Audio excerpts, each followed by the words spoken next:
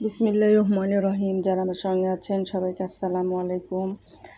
আজ গরুর গোশ রান্না করব, কুরবানির গোশ। এটা অপসরার বান্ধবীর মা দিয়েছিলেন, তো অনেকটা গোশ আছে, এখান থেকে কিছুটা রান্না করব কারণ বাসায় মেহমান এসেছে। তবে মেহমান গোশ রান্না করার পর চলেই গেছে, সে অবশ্য যে কাজে গিয়েছিল ওখান থেকে বাড়িতে চলে গেছে, আর ফিরে আসেনি। কেয়ার করা আমরাই খেলাম। তবে এই গোশটা আমি শাহি মশলা দিয়ে রান্না করব।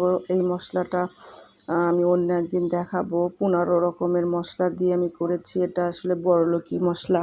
তো আমি যেহেতু মধ্যবিত্ত, গরিবই বলতে পারেন, কারণ যার স্বামী নেই সে তো গরিব। তো এই গরিব মানুষের পক্ষে তো আর শাহি মশলা বাজার থেকে এনে খাওয়া সম্ভব না, আর সে কারণে এটা বানিয়েছি।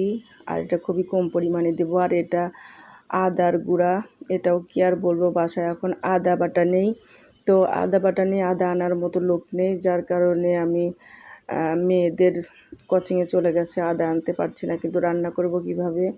তো আমি যখন বাবার বাড়িতে পাবনায় গিয়েছিলাম আসমদিয়া, তখন আমার বাড়িতে আমার ভাই দিয়ে আমি আদা কিনে এটা সুন্দর করে কুচি করে কেটে মানে রোদ্রে শুকিয়ে আবার এটা আমি ব্লেন্ডার মেশিনে গুঁড়া করে নিয়েছি, তো বিপদের জন্য। তো আজকে সেই বিপদে কাজে লেগে গেল। তো এটা দিয়ে রান্না করেছি, বেশ সুন্দর ফ্লেভার হয়েছে কিন্তু। আর এই যে শাহি মশলাটা কিন্তু খুব কম পরিমাণে, এটা আদার গুঁড়া। আর এই যে শাহি মশলাটা অল্প পরিমাণে দিব, কিন্তু এটা অনেক দামি মশলা, আর একটুখানি দিলে অনেক ফ্লেভার আসে।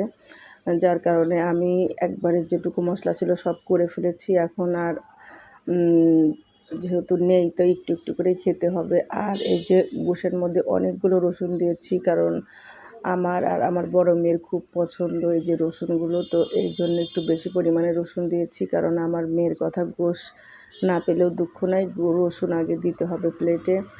যার কারণে অনেকগুলো রসুন দিয়েছি। আর সব মশলা দিয়ে মেখে রেখেছি আগের থেকে, তারপরে এটা রান্না করব। তো এই গরুর গোশটা কিন্তু শাহি মশলা দিলে স্বাদটা অনেক রকমের বেড়ে যায়, কারণ অন্যরকম একটু বিয়েবাড়ি সেন্ট বের হয়।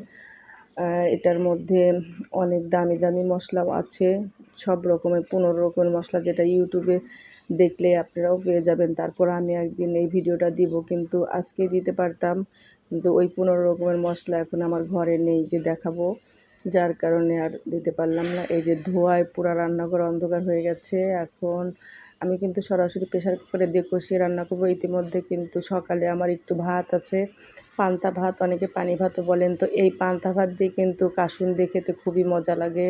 কাঁচামরিচ, পেঁয়াজ, কাসুন, লবণ দিয়ে পান্তা ভাত মাখালে আমার হাজব্যান্ডের এত বেশি পছন্দ ছিল, আমরা 4 জন মিলে একটা ডিশে করে মাখিয়ে চামচ দিয়ে 4 জন একসঙ্গে খেতাম। কি যে সেই সুখ! পান্তা ভাত মনে হয় রেস্টুরেন্টে বসে খাচ্ছি সবাই মিলে। আর এখন গরুর গোশত পোলাও খেলেও শান্তি লাগে না, সেই শান্তি আর সব চলে গেছে, সেই স্বাদও চলে গেছে। যা হোক, আপনারা যারা পান্তা ভাত আর কাসুন্দি খাননি কখনো, তারা একদিন খেয়ে দেখবেন। আর এই কাসুন্দিটা তো আমি নিজে হাতে বানিয়েছি, এটা দিয়ে খাওয়ার আসলে একটু অন্যরকম টেস্ট হয়। আমার মেয়েদেরও খুব পছন্দ পান্তা ভাত আর কাসুন্দি।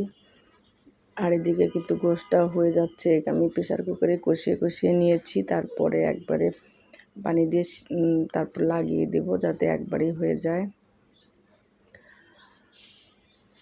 আর যারা আমার পাশে আছেন, ভিডিওগুলো দেখছেন, প্লিজ একটু লাইক দিবেন, ভালো যদি লাগে। যদিও ভালো লাগার মতো তেমন ভিডিও দিতে পারি না, তারপরও আশা করব একটু লাইক দিবেন।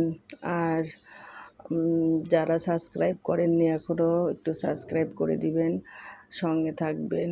আমার হাজব্যান্ডের জন্য সবাই দোয়া করবেন, আল্লাহ যেন তাকে বেহেশত নসিব করেন।